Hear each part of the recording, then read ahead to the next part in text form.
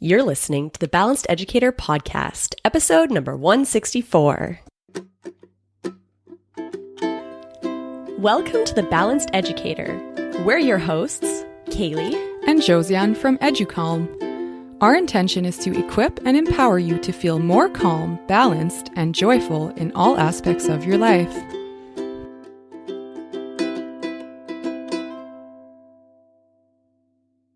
Hello there and welcome. We are so happy to be here with you today. So this is going to be a solo episode with me, Kailey. I'm back to the podcast after my maternity leave. You may not have even noticed that I was away because I had pre-recorded the last 12 months of episodes that I was in before I went on maternity leave so that we'd be able to connect with you here, even though in real time I was actually with my son. So I'm excited to be back because I learned a lot in my new role as a mom that will have a big influence on my teaching practices. And I always love sharing what I'm learning with you. Today, I'm going to talk about one of my favorite topics, emotions, but from a new angle that I've learned about recently, interpersonal neurobiology. Before I dive in, we're excited to share this episode's sponsor. Did you know that Canadian educators are highly sought after by top international schools worldwide? Teaching overseas is professionally rewarding and offers an amazing lifestyle rich with culture, social, and travel experiences. Search Associates is the world's largest recruiting agency representing over 800 top international schools in over 120 countries worldwide. Each year, they've helped over 3,000 teachers, counselors, librarians, and specialists secure great jobs in their carefully vetted K-12 international schools, where teachers like you can enjoy small class sizes, motivated students, and high academic standards in a supportive learning environment. Gary McPhee brings over 30 years of teaching and administrative experience in international schools to his role as a senior associate with Search. He started his teaching career in Toronto in 1982 and ventured on his first overseas post in 1988. His international teaching career has taken him and his family to Singapore, Taiwan, Tanzania, Qatar, Canada, and China, first as a teacher, then principal, and international recruiter. He now shares his passion for international teaching with other adventurous educators. If you're interested in learning more on how to become an international educator, join Search Associates' free Facebook group at Search Associates Canada and visit ca.searchassociates.com or email Gary at gmcphee@searchassociates.com. That's GMACPHIE@searchassociates.com. Check out this episode's show notes for the details.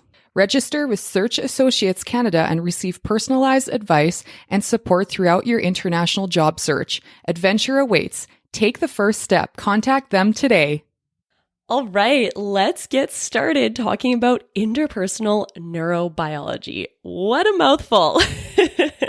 So I discovered this term when I was curious to learn more about the development of the mind from birth. So over the past 10 years, I've been pretty obsessive about learning about the brain and emotions and how the body and mind work together and how that affects students' learning. So I've always really been focused mostly on school-age children and teens and adults because that's mostly what we talk about here on the podcast. But becoming a mom, I wanted to understand what's happening in my son's brain from birth. How do I support his social emotional development from day one? So the book that first caught my attention that I was like, this is the one I need to read is The Developing Mind by Dr. Daniel Siegel. Now, you might recognize that name because he has lots of really great work within the realm of emotions and the brain and how to support social emotional development. A very popular book that you may have heard of, maybe even read yourself, is The Whole Brain Child, which he wrote with Tina Payne Bryson. So if you haven't read The Whole Brain Child, I would suggest that you start there. That book is written super well to help us understand the different parts of the brain, what happens when students, when kids, when adults are feeling big emotions, how we can support integration of the mind. So getting the brain sort of back online when it's gone offline from being flooded with big emotions. So that book is really great as like a quick sort of read that gives you really actionable things that you can do right away. It's easy to get through and easy to understand. Now, with the book, The Developing Mind by Dr. Dan Siegel, that one is a lot more academic. It is pretty intense and it took me many months to get through. I listened to it as an audiobook so that it could play in the background while I was doing mom things. And I found it super interesting. I found myself listening to a portion, pausing it, just letting it sort of simmer in my mind, then going back and listening again, and then finding someone that I could talk to about it because it was just so interesting. So it really went into depth. Now, the really big takeaway that I got from this book was this idea of emotions are about me. They're things that happen in my body, but emotions are also we. It's something that is used as a mechanism for communication. So this is so, I don't know, it really just opened my mind and made things that I had observed in the classroom over years and years, and even just with interactions with other people about how, emotions are contagious. And if I'm walking into the classroom feeling stressed, my students seem to have more trouble regulating their emotions on those days. It's like my stress makes them stressed. Or if I walk into the classroom, the day after Halloween, for example, where students are out late and eating tons of sugar, and that next day they're really struggling to manage their emotions are a little bit everywhere. I feel that in my body. I can feel that dysregulation and it really throws me off. So these are things that I have observed, but seeing it explained through a scientific lens with emphasis on the studies that have shown these mechanisms and how they work, that was just so interesting to me. So I'm not going to go into the nitty gritty of interpersonal neurobiology because that is a gigantic topic. What I'm going to do is leave you with the most important parts to understand that you can integrate into your classroom right away with your students and really into any interaction that allows you to understand yourself and others better. So the first thing to understand here is that emotion is communication. Emotion is a mechanism within our human body that allows different parts of the body to communicate and work together. So how this works is emotion is the messenger, essentially, between our mind, our thoughts, and our body, our actions. So say, for example, I am feeling stressed in the morning. On my drive to work, I was thinking of all the things on my to-do list, how there's no way I'm going to have enough time to get it all done, how I'm going to be putting out fires all day. It's just going to be one of those days. So as I'm having these thoughts of all the things on my to-do list, my brain, my mind starts creating this emotion communication. It's like sending an email to my body or a text message to my body saying, ooh, there's something stressful coming up. We need to prepare the body for these stressful things. We need to get the body into stress mode so that we're ready to act. So that emotion starts changing my biology. It starts telling my heart to beat a little bit faster. with the intention of sending more oxygen, nutrients through the blood to my muscles so that my muscles can get me into action, so that my muscles are being prioritized, so that if there is a danger that I have to fight or flee from, that my muscles are ready for action. So I might feel sensations in my body that feel kind of restlessness. It's hard for me to sit still. My muscles are tight. I feel tension in my body. I might feel tension in my jaw. Another thing that's going to happen is my digestion is going to slow down. So when I am in stress mode, my body is thinking of short-term survival. So my body is saying, we don't need to digest this food right now. We can do that later. Right now, what's more important is using our energy to fight or flee against this danger that we are thinking about. So we might feel knots in our stomach. We might feel kind of this upset feeling in our stomach. And then what happens to our mind? So our mind shifts gears as well. We lose access to the parts of the brain that allow us to sort of think long term, see the big picture. And instead, our mind shifts into this mode of being hyper-focused on problems and solutions. So when we are really into this stress response, we're more likely to actually find more problems than might even really be there, because that's just the mode that our mind has shifted into.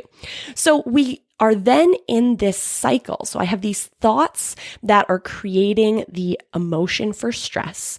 And then that emotion messenger, that communication system, is telling my body to get ready for action, to get ready for these stressors that are coming up. So this response is so important because say I'm walking down the street and a car swerves in front of me, and my body is really great at quickly getting me into this fight or flight mode so that I can protect myself in this immediate moment. Our body is meant to then swing back to rest and restore pretty quickly. We don't need to be stuck in this fight or flee, because once the danger is over, we can move on, go back to digesting, go back to thinking long term, going back to our heart beating at a regular rate. So throughout the day, our body is meant to swing back and forth between these two modes of action and then rest and digest. What happens often, and I think us teachers can really understand this, is that we get stuck in the stress response often. And kind of the reason for that is because this is a loop system. So when I'm thinking thoughts of stressful things that are coming up, it's pumping out these emotion messengers for stress that are getting my body into action. Now, in this action mode, my body is then communicating back to my mind, hey, we're in action mode, we're ready to fight.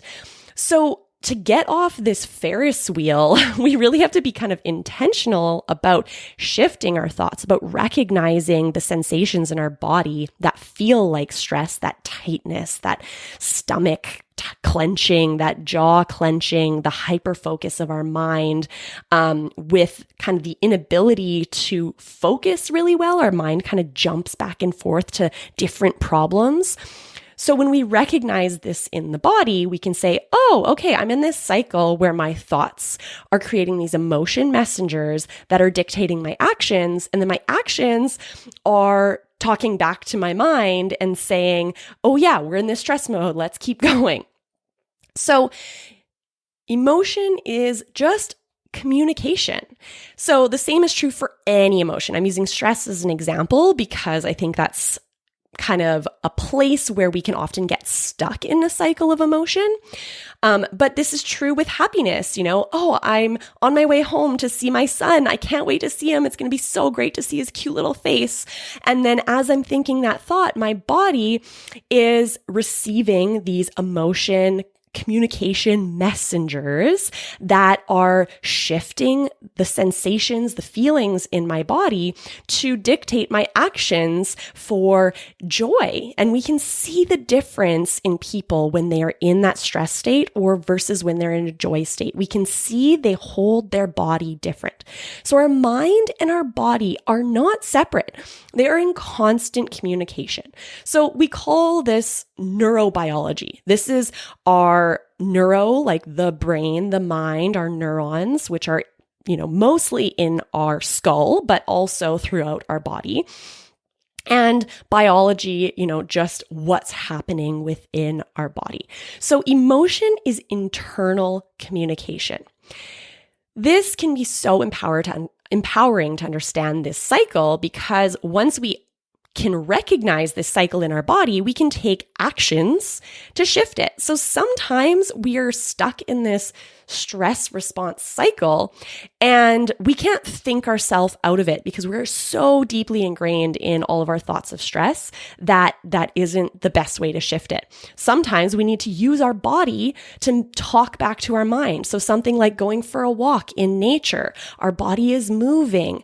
We are sort of digesting those stress emotions, the stress messengers within our body. We're working them out as we're walking and moving our body. We're seeing things in nature that kind of trigger this shift back into the rest and restore state. So we can use our actions to then break that cycle. So emotion is internal communication, neurobiology. It's a communication system within my own body. Now, what kind of blew my mind reading the book, The Developing Mind, was that emotion is also communication between people. So we are a social species. Our body language communicates a lot to the people around us. Those actions, the emotions that turn into actions, the posture, the way we hold our body, what our movements look like, right? When I'm stressed, I'm going to be moving kind of fast, kind of fidgety. Whereas when I'm really calm, I'm going to move kind of more in a fluid way. So people can notice that. So emotion is communication internally, but it's also interpersonal communication. And this is what we would call interpersonal neurobiology. So what does this look like? Let's go back to our example of the stressed teacher. So I'm thinking stressful thoughts. I'm feeling that emotion communication is telling my body to act in a stressed out way. I come into my classroom and my students observe my actions. They can see that I'm not really present with them. They can tell that my movements are kind of short and quick and not fluid. They can tell that maybe as I'm talking, I'm a little bit all over the place. My speech isn't super focused.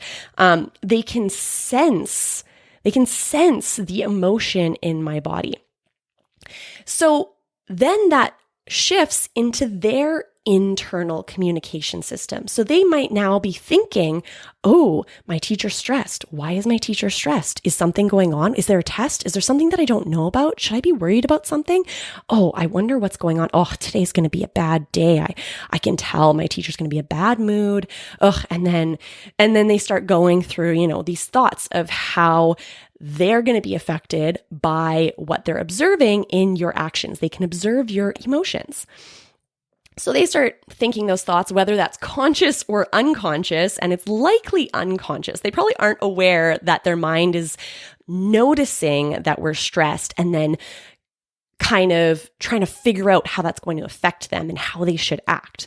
But it is going to create those emotion messengers. Their neurobiology is going to shift into a stressed, a worried type of emotion. So what's that going to look like in their actions? So their mind is communicating to their body, ooh, there's a danger here. This day isn't looking good so far. So how are they going to act? Their heart's going to start beating. Their muscles want to move. They're in that fight or flight mode. Their stomach is upset. So you might start noticing that your students are having a hard time sitting still. They're a little bit all over the place. They're having a hard time following instructions. They are maybe starting to have conflict between one another. All sorts of ways that now we observe their actions as misbehavior. We're seeing the misbehavior.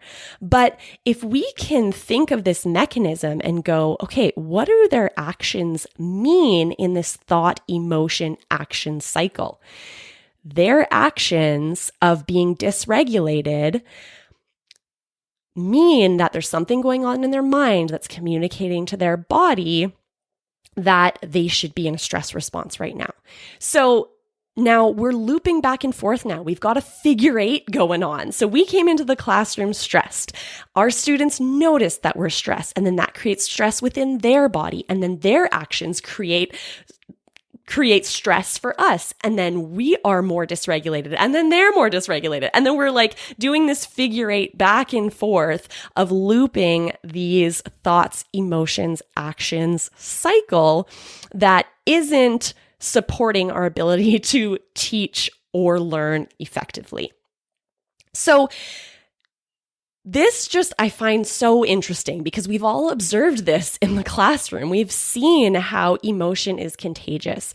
But when I read this and saw there's a whole term for this, interpersonal neurobiology, it is a thing. We as humans are made to be incredibly efficient at observing the emotions of other people through their actions. We can feel their feelings sometimes, or we can just tell when they're off. We've all had the experience of asking someone, oh, how are you doing today? And they say, oh, fine. But you know immediately that they're not fine. They're saying one thing, but their emotion, their actions, their body language is speaking way louder than the words that they're saying. So understanding that our brain is wired to sense and notice the emotions of others and then react to their emotions. Now, we could have several other podcast episodes on how the mind then decides to react in response to the emotions and actions of other people. That's part of the attachment system, which if you're curious about that, look up attachment.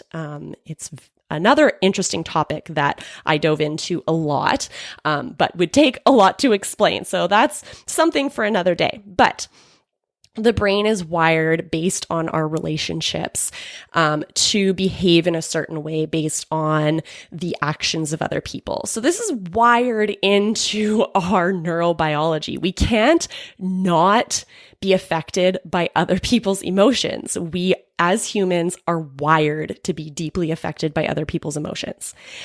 So when you're having a long day and by the end of the day, you're like, wow, I am like sensory overload, feeling the weight of my students' emotions. That isn't airy-fairy stuff. That is your neurobiology. So you do feel your students' emotions. That is draining at the end of the day. Like, don't discount that. That is how your body is made. So what do we do now? Okay, now that we know that this system exists, what can we do with this knowledge? And this just really showed me how incredibly important it is to co-regulate in the classroom. So that means taking time at the beginning of class every day to do things that help our students and us to regulate our emotions and get our mind and body into a calm, focused state where we are ready to learn. Because in a classroom with, 25 plus students, probably, that's a whole whackload of different emotions. Everyone is coming into the classroom with a different story, having come from a different morning, a different whatever. They're coming in with emotion, like it or not. We are humans and we are all feeding off of each other's emotions. So what can we do to be proactive about this?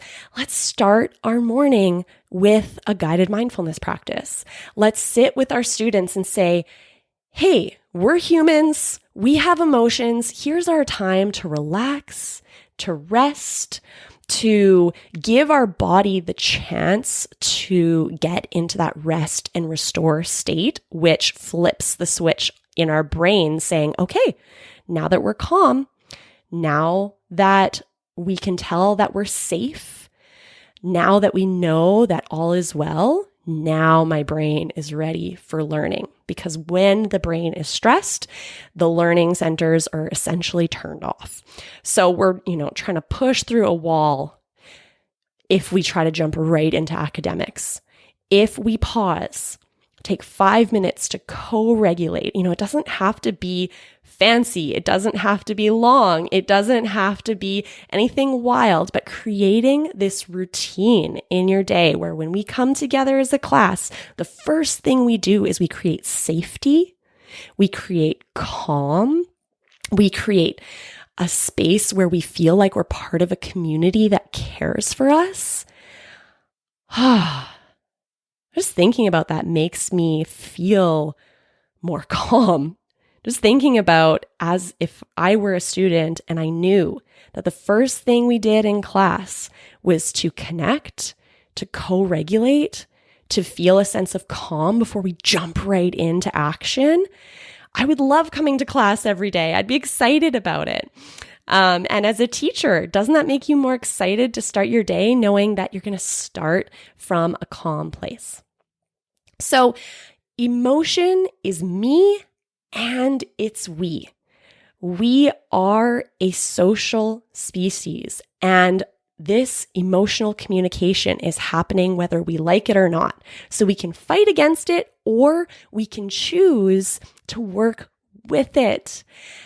So I encourage you, if you haven't already, sign up for the EduCalm free trial. This is going to give you access to the first unit of EduCalm, which will give you our whole introduction to mindfulness unit for free. So this is going to give you a video to show your students right at the beginning. It's a 5-minute video that explains mindfulness, explains what the expectations are during the practice, explains why we would do it, why it's helpful for them, and takes away that, I don't know how to start this with my students.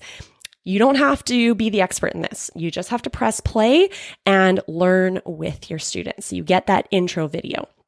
You get daily audios. So there are 10 different audios in that unit that you can use with your students. We have 2-minute and 5-minute. So if you're like, I don't think my students are ready for 5 minutes, or I'm not ready for 5 minutes, start with 2 minutes. 2 minutes takes very little time, and it's a great way to just dip your toe in this co-regulation with your students.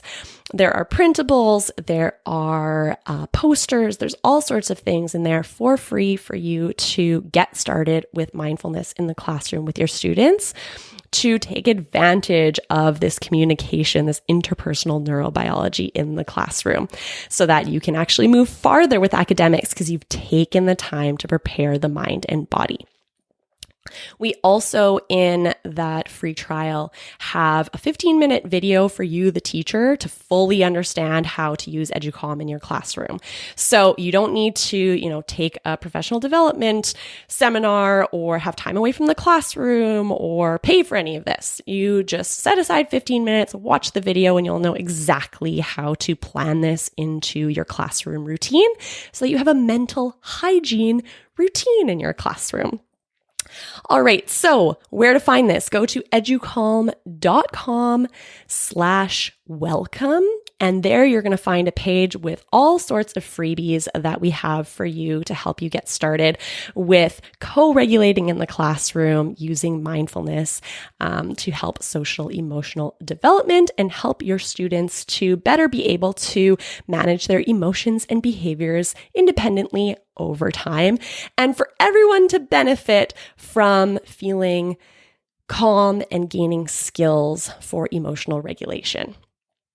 All right, friends, thank you so much for sharing this time with me today. I'm so excited to be back and to continue sharing the new things that I've been learning since becoming a mom and all the stuff that I'm going to bring back to my classroom. Now, just to recap some of the resources I shared about today, the books I mentioned are The Developing Mind by Dr. Dan Siegel, The Whole Brain Child by Dr. Dan Siegel and Tina Payne Bryson. I also talked about getting our free resources at educalm.com/welcome. So that's spelled educalme.com/welcome. You can also find the show notes where we'll link all of these things as well at educalm.com/TBE164. So that's educalme.com/TBE as in the Balanced Educator 164. If you enjoyed this episode, please share it with a friend or a colleague that you think would get value from this free resource too. Thank you for sharing this time with us. We appreciate you, and we truly appreciate all the wonderful work that you're doing in the world. Take care.